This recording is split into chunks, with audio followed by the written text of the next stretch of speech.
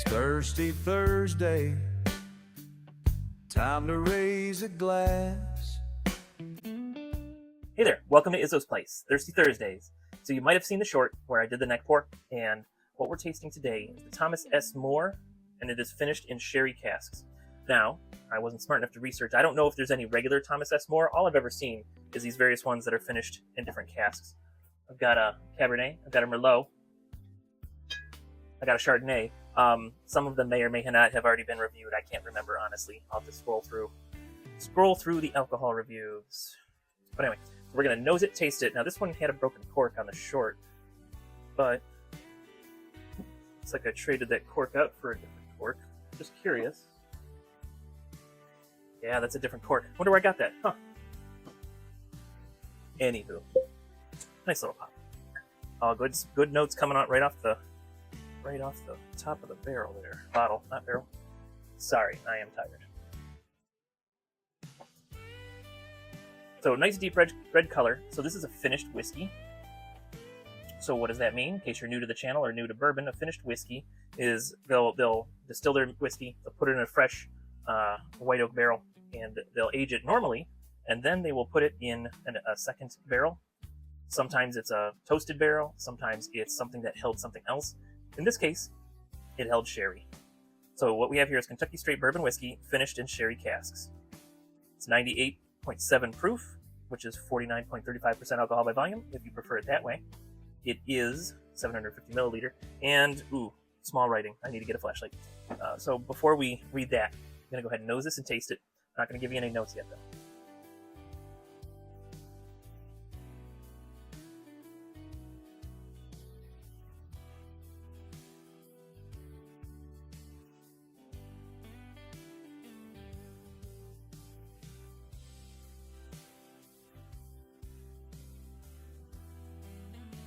Okay, a little bit of a Kentucky hug there. All right, let me see if I can read this without finding a flashlight.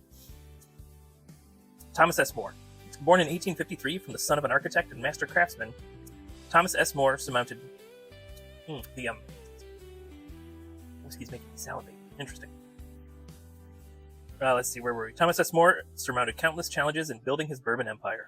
More began making whiskey at what would become Barton 1792 Distillery in Bardstown, Kentucky in 1889. His distillery flourished, and Bardstown is now the bourbon capital of the world. Much like the Belle of Nelson, Moore's original bourbon brand, paying tribute to the rearing racehorse, his legacy lives on today through his namesake brand.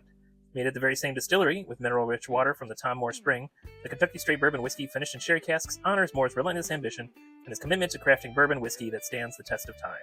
This well-aged Kentucky Straight Bourbon Whiskey was emptied from its oak casks after many years of aging, and then refilled in sherry wine casks, left to mature for several more years.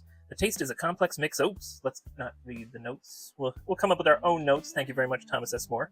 But yeah, distilled and bottled by Barton 1792 Distillery.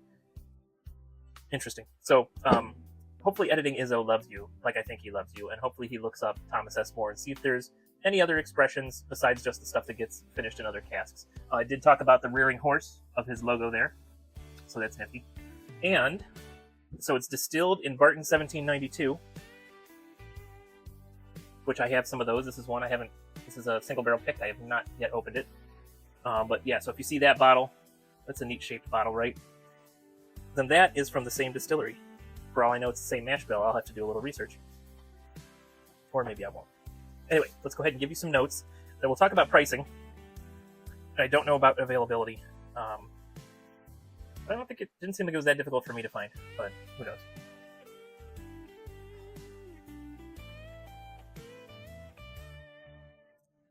Deep red fruits. I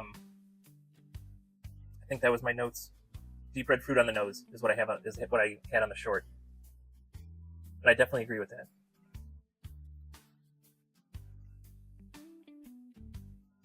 So right now it tastes to me like the filling of a cherry pie. So very syrupy. Black cherry, and instead of like the syrup, instead of it being made with sugar, it's somehow made with honey instead. That's the note I'm getting. So a honeyed, syrupy black cherry. Let's see what the palate is.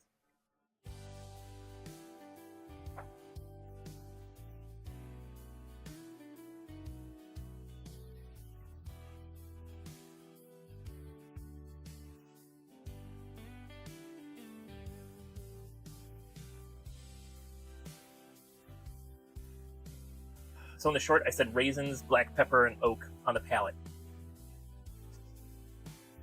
I think that that's real close. Now I'm getting, basically it's tasting to me like cherry pie, and then the black pepper and oak on the finish. It's something about a toasted marshmallow finish. Let me see what that's all about.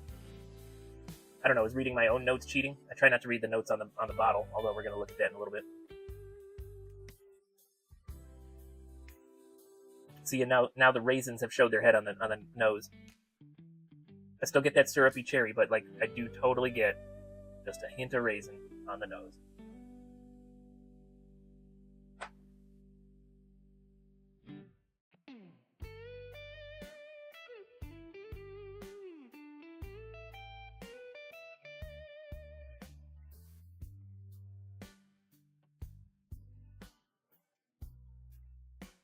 So, when it first touches my lips, I get a blast of like a Concord grape juice. Very sweet, very grapey, but that is just a blast. It hits and it goes away. Then I get that cherry pie still. I get that deep syrupy cherry pie, a little bit of bread, a little bit of butter, and then and then it goes spicy. It gives me the black pepper. Then it gives me toasted oak. I don't get the toasted marshmallow that I wrote in the short, but who knows?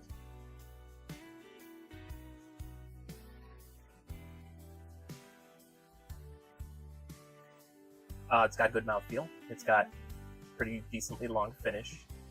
There's no hug anymore. I did get a Kentucky hug on the first sip. There's no hug anymore. I don't remember if I mentioned. I do like the color. It's a little bit on the red side. And a lot of times you'll have that. Anything that's finished in 2 barrels is usually darker. All right, let's read what their notes were before we taste again. The taste is a complex mix of nuts, figs, and dried fruits. Pretty close, with notes of caramel, vanilla, and subtle oak. Finishing full, slightly sweet, long and lasting. A tribute to the early bourbon aristocrat. Thomas Esmore. So, got some similarities in there. I didn't get any of the nuts, but figs are similar to raisins, right? Are they? In my mind, they are. I don't know if that's correct or not. You can correct me in the comments.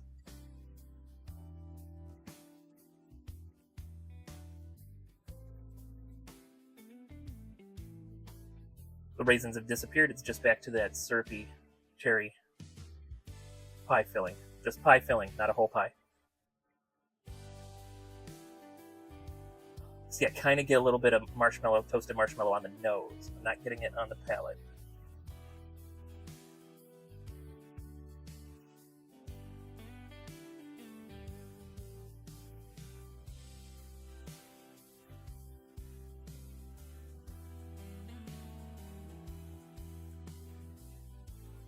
Okay, it's totally there.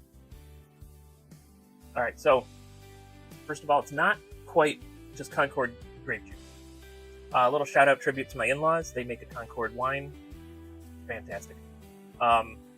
It's Concord wine on when it first touches your lips. Then it goes to cherry pie. Then, this time, before it went to pepper and then oak, toasted oak, I did get a bit of marshmallow. So, it is in there, hiding itself from me until the very end. All right, let's talk about price then. So I paid $69.99 for this. That is retail. But right now, and there's not a lot of it in the state apparently, but if you check the OHLQ website, if you live in Cincinnati, and I can't remember which particular liquor store, but if you're in Cincinnati, there's a liquor store in your town, you can pick this up for $42.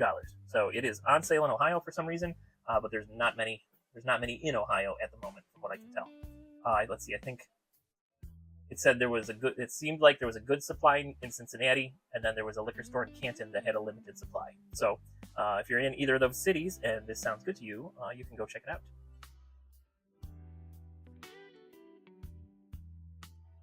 Trying to think if I got anything else for you. So I paid $70 for it. It is a very complex pour, so it'd be fun, to sip through, nose and sip through while you're watching a movie or something. So this one might go good at a campfire, just with those different toasted notes that were in there. Maybe I'll have to try that. I am going camping soon. Yay! So I don't mind that I paid $70 plus tax for it. I'm not near either of those liquor stores. If I was, I probably would go grab a backup at $42. I would do that all day. sometimes so some of these I bought in Florida, and they were also on sale. So I don't know if they just weren't popular enough and they wanted to move them. I think they're pretty tasty, honestly. So if you see the Thomas S. More, if you've been sipping things as you see me review them, if your palate seems to line up with mine, I think they're a buy. Okay, what would I pay for them though? Let's see. I don't know if they have a secondary price. They might not. See, I paid like $40 for most of the ones that I got. That sherry cask, that was the only one that was a little bit pricier when I picked that up. So definitely wouldn't pay over $80 for any of them. I would prefer to pay $40 to $50 for that. So let me know if that's something that's in your market, if you've had it before.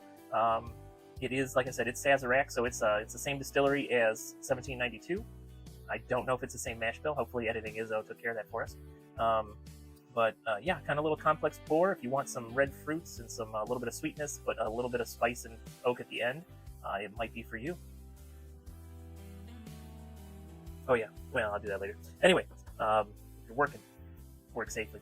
If you're drinking whiskey, please drink responsibly. But do everything with a little bit of whimsy. You're going to have a good time. And I'll see you next time you're hanging out at Izzo's place.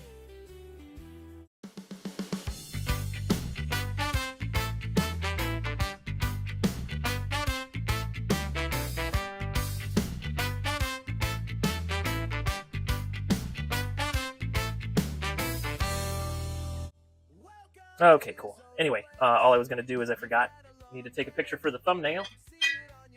A little bottle, a little smile. There we go. Let's do a little stretch. Okay.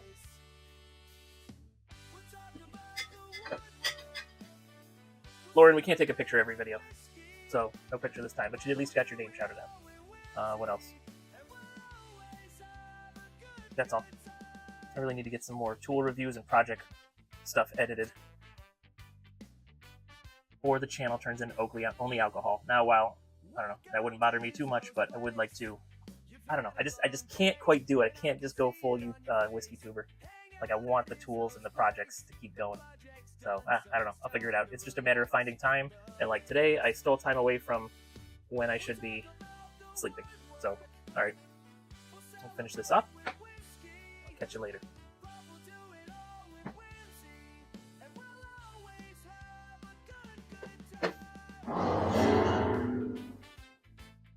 Test, we must test the microphone.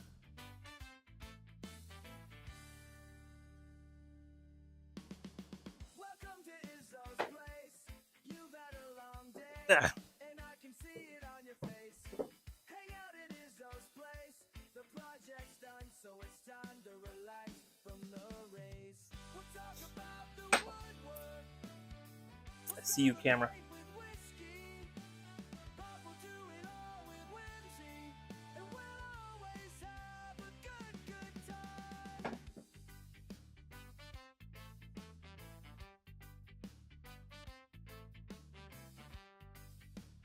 Let's try to be centered. Let's try to be professional.